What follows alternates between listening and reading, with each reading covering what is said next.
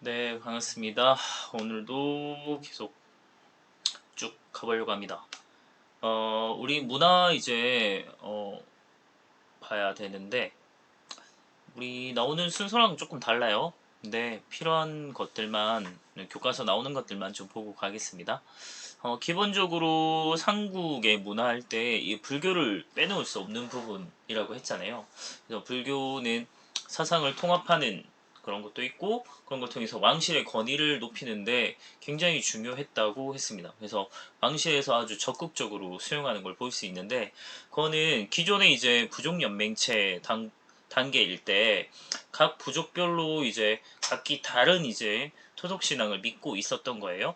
그래서 그런 것 때문에 어느 하나로 통일을 하기에는 사실 다른 애들이 반발이 되게 심하겠죠. 그래서 외국에 이제 종교를 들여와서, 그러니까 불교를 들여와서 또 불교에서 가장 이제 대빵이 이제 부처님이잖아요. 그래서 왕죽불이라고 하는 왕이고 부처다. 그래서 왕과 부처를 동급으로 놓게 되면서 사상도 통합하고 왕실의 권위도 같이 높일 수 있는 아주 정치적으로 잘 활용한 걸 볼 수 있죠.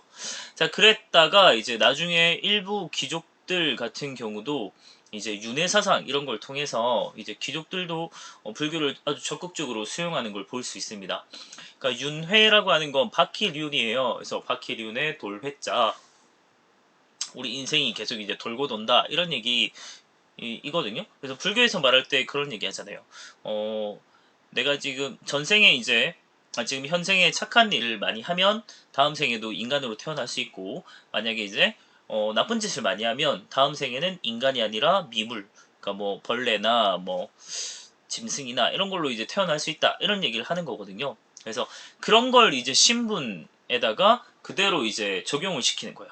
그래서 내가 지금 귀족인 것은 전생에 착한 짓을 많이 했기 때문에, 착한 일을 많이 했기 때문에 귀족으로 태어난 것이고, 너희가 지금 천민 뭐 이렇게 평민으로 태어난 것은 전생에 나쁜 짓을 많이 했기 때문에 그런 것이다. 그래서 지금 더 착하게 살아야 되고, 이런 식으로 이제 신분을 합리화하는, 그런데 이제 활용한 걸 볼 수 있습니다. 그리고 뭐 호국 신앙의 역할을 했다 이런 얘기도 하거든요. 그러니까 나라를 보호하는 이제 그런 신앙으로서의 역할을 했다. 그걸 잘 보여주는 게 이제 신라의 항용사 구층탑 같은 경우, 층마다 이제 정벌을 하겠다는 나라를 적어두고 해서 전쟁의 승리를 기원하는 이런 걸 볼 수 있고요. 백제의 미륵사 같은 경우도 마찬가지입니다. 그리고 불교식 왕명, 법흥왕, 진흥왕 있다고 했죠. 그리고 원광의 세소고개, 이거는 우리 화랑도 할 때 화랑도 애들이 믿었던 5가지 계율이라고 했잖아요. 그것도 이제 원광이라고 하는 스님, 이런 거 살생유택 이런 걸 보면 불교적인 색채가 많이 나타나죠. 미륵신앙은 우리 안 나오니까 넘어가고요. 그 다음에 유학 보급이 되었다. 한자가 보급이 되고 하면서 유학 교육도 굉장히 많이 이루어진 걸 볼 수 있는데, 고구려는 수도의 태학이라고 유학 교육기관을 만들 정도로 유학 공부를 열심히 한 걸 볼 수 있고요. 백제 같은 경우도 오경박사, 그래서 5가지 경전, 유교에서 말하는 5가지 경전입니다. 그걸 이제 그거에 대한 가르칠 수 있는 교수님 같은 존재죠. 박사가 존재했다는 걸 보면 유교 경전 이걸 이제 해석하는 기술이나 해석하는 그런 능력이나 이런 전문적으로 하는 사람들이 있었다라는 걸 좀 볼 수 있겠고요. 그다음 신라 같은 경우는 당시에는 이제 유학 교육기관이라든지 아니면 백제처럼 오경박사라든지 이런 이제 제도가 없었던 걸로 나오는데, 기록에는 없는데 비석이 하나 남아 있었어요. 비석이 이제 임신서기석이라고, 임신년의 서약을 기록한 비석이라는 뜻이에요. 거기 보면 신라의 두 청년이 우리 유교 유학 겁나 열공하자 이제 이런 식으로 이제 맹세 서약을 남겨놓은 비석이라는 뜻이에요. 굳이 왜 그걸 비석에 남겼을까? 어쨌든 이걸 통해서 이제 신라도 되게 유학 공부를 열심히 했구나라는 걸 알 수 있다는 거죠. 나머지 역사책이나 이런 거는 넘어가겠습니다. 자, 그리고 또한 이제 도교가 이제 적극적으로 받아들여진 걸 또 볼 수 있는데, 도교는 중국에서 만들어진 종교입니다. 이 종교는 여러분들 제자백과 할 때 노자 배웠잖아요. 무이자연. 그 노자의 이제 노자와 장자의 사상, 그리고 뭐 산천숭배, 뭐 신선사상 이런 거랑 좀 관련이 있다고 보면 돼요. 뭐 도를 아십니까? 이런 이제 사이비랑은 좀 다른 개념입니다. 이런 것들이 이제 삼국시대 때 귀족들에게 굉장히 많은 영향을 줬다라고 얘기를 하고요. 그래서 관련된 문화재들이 많이 남아 있습니다. 대표적인 게 이제 백제의 산수무늬 벽돌, 그리고 금동 대향로 이런 걸 보면 도교에서 말하는 이상향 이제 이런 걸 같이 표현하고 있고요. 다음 고구려의 사신도, 뭐 주작, 기린, 그리고 백호, 뭐 현무 이런 애들을 이제 사신이라고 하는데 그 사신 방위신이에요. 그래서 그 사신도를 그려놓은 벽화 이런 것들을 보면 아 이건 도교와 관련이 있구나라고 생각을 하면 됩니다.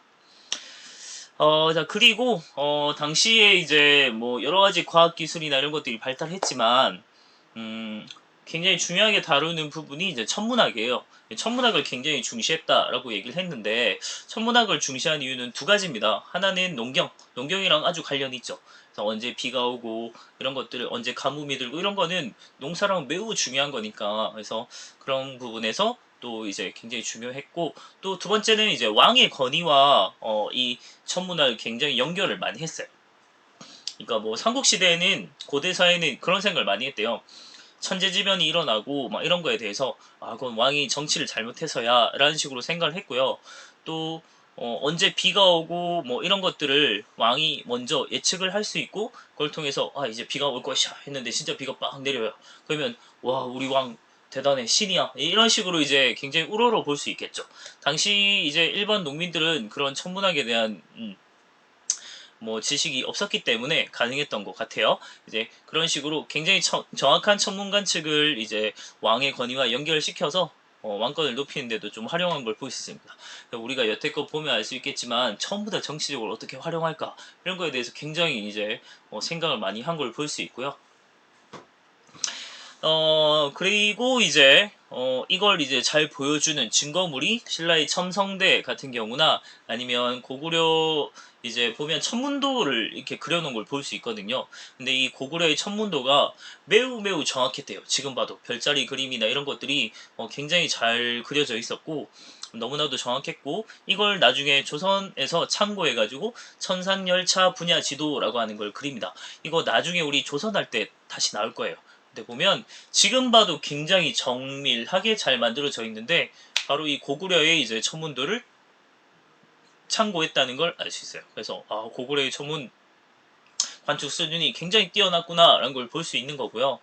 또한 이제 수학이 굉장히 발달했다는 거 볼 수 있는 것들이 고분건설이나 탑 굉장히 큰 건축물이나 이런 걸 만들 때 석굴암도 마찬가지예요. 이런 것들을 만들 때도 보면 너무나도 정밀하게 잘 만들어져 있는 걸 보면 그런 계산이나 이런 것들이 아주 잘 됐다는 걸 볼 수 있는 거죠.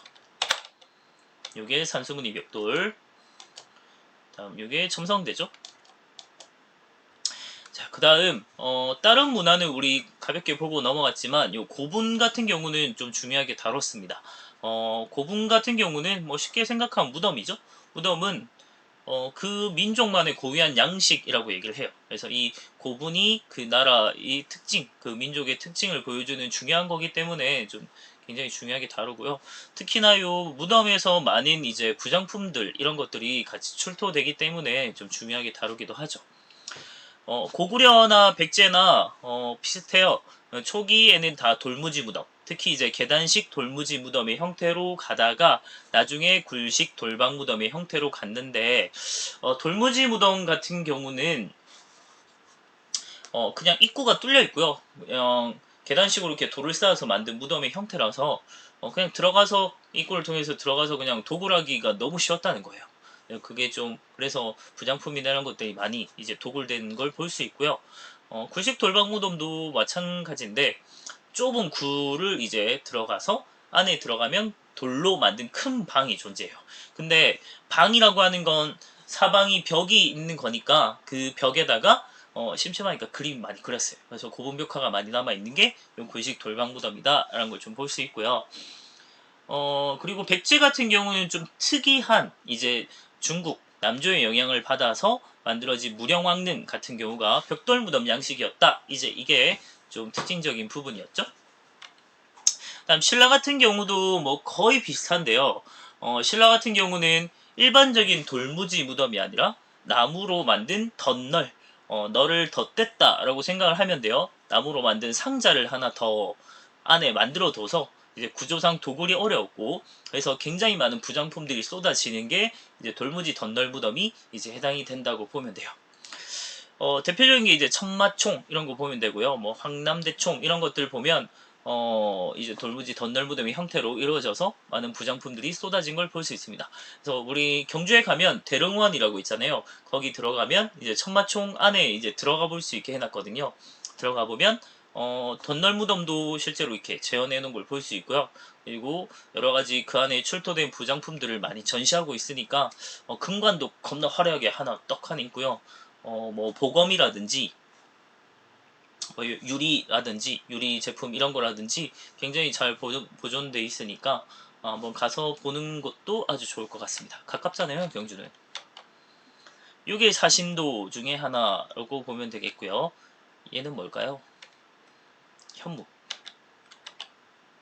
이게 무령왕릉이죠. 요거 제가 공주 국립박물관 가서 찍어 온 거예요. 그 다음 요게 천마도 이게 출토돼서 천마총이라고 하죠. 우리 총이라고 하는 건 주인이 명확하지 않다고 했잖아요. 그래서 천마총은 주인이 명확하진 않지만 아마도 지증왕의 무덤이 아닐까라고 추정하고 있습니다. 그래서 이제 계속 문화를 이어보면, 불교가 아주 이제 발달됐고, 뭐 정치적으로나 사회적으로나 모든 걸 이제 지배하는 게 불교였기 때문에 특히나 불교랑 관련된 문화재들이 굉장히 많죠. 그래서 신라의 황룡사, 백제의 미륵사 이런 거 같은 경우 정말 대형 절인데 현재 터만 남아 있고요. 특히나 황룡사 구축 목탑 이런 것도 말 그대로 나무 탑이다 보니까 다 소실되어 버렸죠. 불타 없어진 상태입니다. 그리고 탑 같은 경우를 보면 뭐 미륵사지 석탑이라든지 정림사지 5층 석탑. 정림사지 5층 석탑은 우리 수업 때 배웠으면 기억날 텐데 소정방이 거기에 자기 왔다 감 낙사한 그런 정벌했다 낙사한 그런 석탑이고요. 다음 황룡사 9층 목탑, 다음에 분황사 석탑, 요거 이제 모전 석탑이라고 얘기했습니다. 벽돌 모양으로 벽돌 양식을 모방한 석탑이라는 뜻이에요. 요게 황룡사 9층 목탑을 보고 나면 이렇게 생기지 않았을까? 겁나 크죠? 다음 요게 미륵사지 석탑, 요게 복원되기 전이고요. 시멘트나 이런 거 막 쳐발라가지고 굉장히 많이 훼손된 걸 좀 볼 수 있습니다. 일본 놈들이. 요게 분황사 모전 석탑인데 실제로는 그냥 돌이에요. 벽돌 아닌데 이 돌을 하나하나 깎아가지고 벽돌 모양으로 만들어서 정말 참 열심히 만든 게 모전 석탑입니다.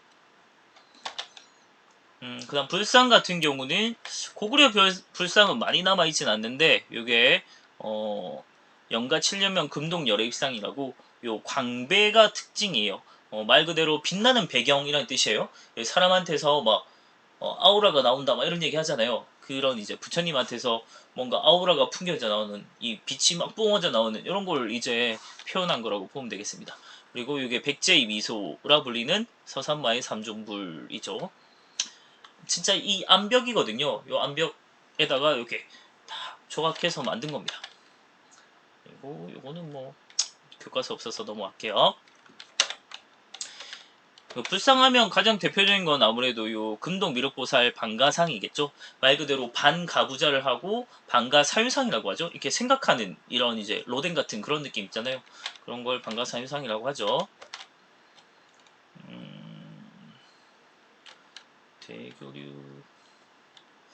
대교를 다 못 볼 것 같은데 빨리 볼까요? 일단 삼국 같은 경우는 서로 경쟁과 협력을 이제 계속 시기에 따라 계속 반복하고 뭐 또 어떤 때 싸웠다가 또 협력했다가 이제 이렇게 되는데 4세기 이전의 신라는 고구려를 통해서 선진문을 받아들인 걸 볼 수 있고요.